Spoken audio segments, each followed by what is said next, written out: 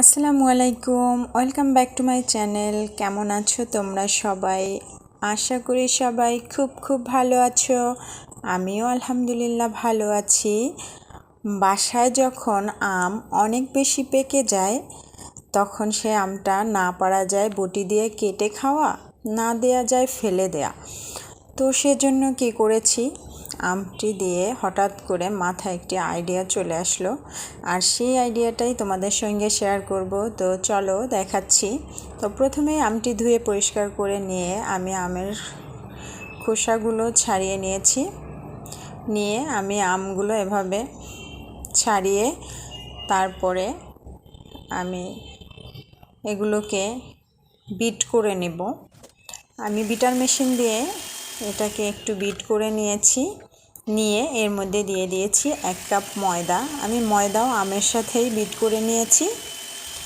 এভাবে একটু কিছুক্ষণ বিট করে তারপরে আমি দিয়ে দিব এর মধ্যে গুঁড়ো দুধ। আমি প্রায় 3 চামচের মতো গুঁড়ো দুধ নিয়ে নিয়েছি। এরপরে দিয়ে দিয়েছি 1/2 কাপ চিনি। দিয়ে সব কিছু একসাথে মিক্স করে তারপরে আবারও বিট করছি। এভাবে কিছুক্ষণ বিট করে নেব যাতে চিনিগুলো একদমই গলে যায়। এই যে দেখুন, কিন্তু আমার মনে হচ্ছে একটু পাতলা হয়ে গেছে, তাই আমি এখানে দিয়ে দিলাম আরও 1 কাপ, 1/2 কাপের মতো চালের গুঁড়ো। দিয়ে তার সাথে দিয়ে দিয়েছি 1 টেবিল চামচের মতো বেকিং পাউডার।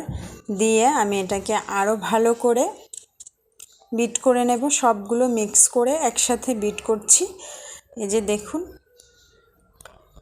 এটা হচ্ছে বিটারের 2 অপশনে দিয়েই বিট করে নেওয়া যাবে, খুব বেশি হাই স্পিডে বিট করতে হবে না। এই যে দেখুন, আমার বেটারটার লেয়ারটা একেবারে ভালোই ঘনত্ব হয়ে গেছে। এই পর্যায়ে আমি একটি প্যান বসিয়ে দিয়েছি। প্যানে খুব সামান্য পরিমাণ তেল দিয়েছি।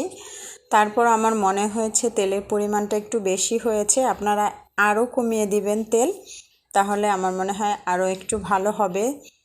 এই যে বসিয়ে দিয়েছি, এবার উল্টিয়ে দিচ্ছি। আমার প্রথমটা একটু পুড়ে গেছে, কারণ আমার চুলোর জালটা একটু বেশি ছিল। আপনারা একদম স্লো হিটে আগে বসিয়ে দিবেন, তারপরে হচ্ছে ভেজে নেবেন। কিন্তু আমার আগে একটু হিটটা বাড়ানো ছিল, তাই দেখুন এই যে মাঝখানেরটা কেমন একটু বেশি লাল হয়ে গেছে।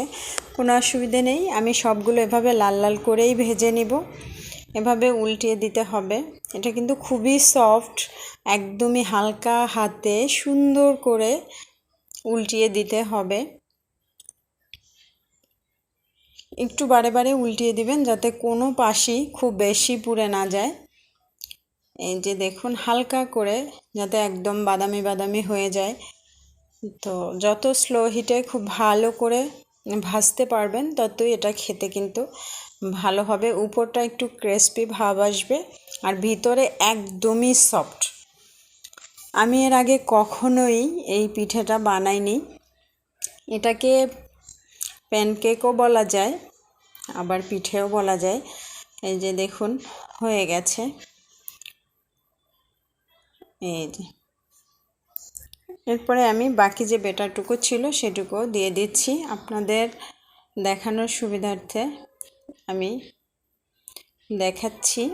এই যে দেখুন, পুরোটা উল্টিয়ে এভাবে সুন্দর করে আগেরগুলোর মতোই ভেজে নেব। তারপরে দেখুন, ওই যে আমার হাঁড়িতে কিন্তু এখনও তেল রয়ে গেছে, তাই আপনারা আরও একটু কমিয়েই দিবেন তেল। হঠাৎ করে মাথায় এই আইডিয়াটা চলে এসেছিলো, তাই ভাবলাম আপনাদের সঙ্গে শেয়ার করি। এই যে দেখুন, ভিতরটা এতটাই সফট আর কালারটা কিন্তু একদমই মানে আমের মতো কালারটা চলে এসেছে। আর এটা খেতে ভীষণ মজা হয়েছে। তোমরাও বাসায় ট্রাই করবে। আল্লাহ হাফেজ, টাটা, বাই বাই।